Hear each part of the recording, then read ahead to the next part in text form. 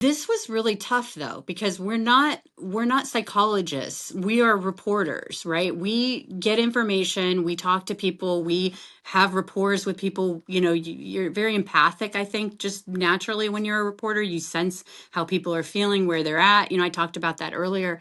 And, Mm. Norma was said, if you find anything, please share it with me. I just, because this records request, it hasn't been easy for me, and it hasn't been easy for a lot of people. I am not the only one. Okay. Which I feel is a huge challenge. I mean, that's like, if you're going to tell me no, that's going to make me want to do it even more. I mean, that's like, look out, I don't always succeed, but I'm never going to not try. And so I found these photos of Norma of after she chewed through her rope, and her, she had, some just rubbed raw, and her wrists from the rope burns. And I mean, it is in black and white. It was terrible, but I knew I wanted to get these color photos, because I was just like, and why do I not have access to them? Why does Norma not have access to them? So that really bothered me. So I ended up, probably 6 months ago, I finally was able to track down these photos. They were exhibits at the courthouse. So they weren't in the prosecutor's office. They weren't in the Clark County Sheriff's Office public disclosure request group. And when I saw the photos, it's just something you can't unsee.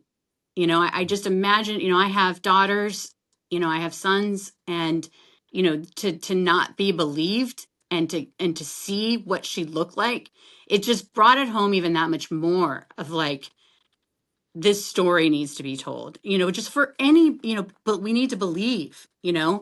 Um, but then I was faced with, okay, well, Norma wants to see this. I made a commitment to her. And at this point, I feel very protective of Norma. I feel protective of I just, and she doesn't, require my protection. It's just a natural, it's a human to human thing. It's not, but I really didn't want to show her the photos, but it really wasn't my choice, because I made that commitment to her. So it was very that kind of push pull of like, what is the right thing to do here? And so I asked her, and I said, listen, I have these photos. I found them. Do you really want to see them? And she was like, yes, I really want to see them. And I know it'll be hard, but I really want to see them. But I still feel conflicted about it. I mean, I'm glad I sent them, but, um, and she was happy to get them. It's her story. It's a part of her story. Yeah. I think a lot about this idea of informed consent, doing the kind of work that we do, right? The people that we reach out to ask about what are often the most horrible experiences in their lives, do they understand when they agree to talk to us what that means? And, what are we as journalists providing to them as far as information, right?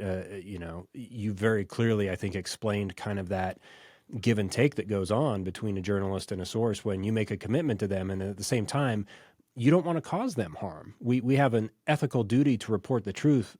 At the same time, we have to balance that against, are we going to harm victims or victim families by splaying this information out there? And I think what you just described is such a thoughtful way of taking this very difficult circumstance and allowing this victim family member to really have say, to have the ability to make an informed decision about what they want to see. And, that I think shines through in the podcast. Like, even if you're not a journalist, if you're just a listener to this story, I can tell the care that you took in all of those conversations to make sure that the people who are coming along on this journey, your investigation, know what they're signing up for. And that means the world to me. But I will say, I got some pushback from some people who heard Norma's, and you will hear it in episode 3. And because it wasn't necessarily, I mean, she survived, and, but she went through a horrific ordeal, but she survived.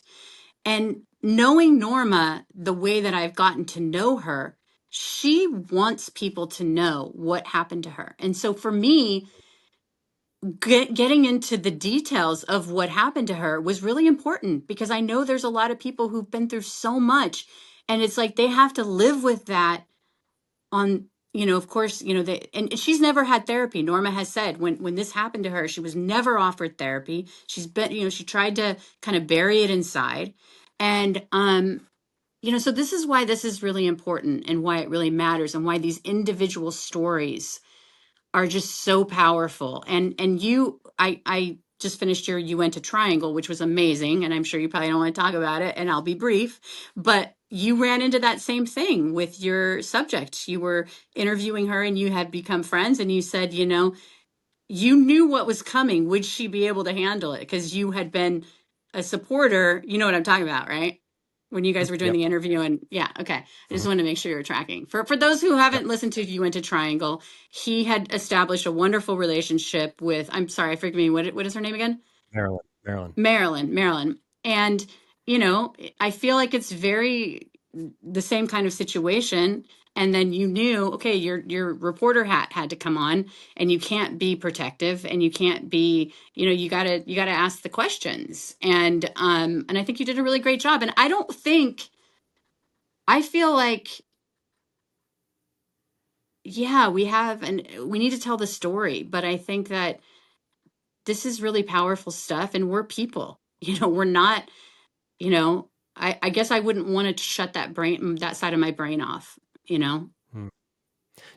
I think you hit it earlier when you mentioned that, to be an effective journalist, you have to in some ways be an empath, and you can't turn that empathic part of yourself off. If you are, connecting with people, you are a human being at the end of the day. Like, you are still going to have that human connection. You're still bringing something new to the table, even for the people who live there, which I thought was really fascinating.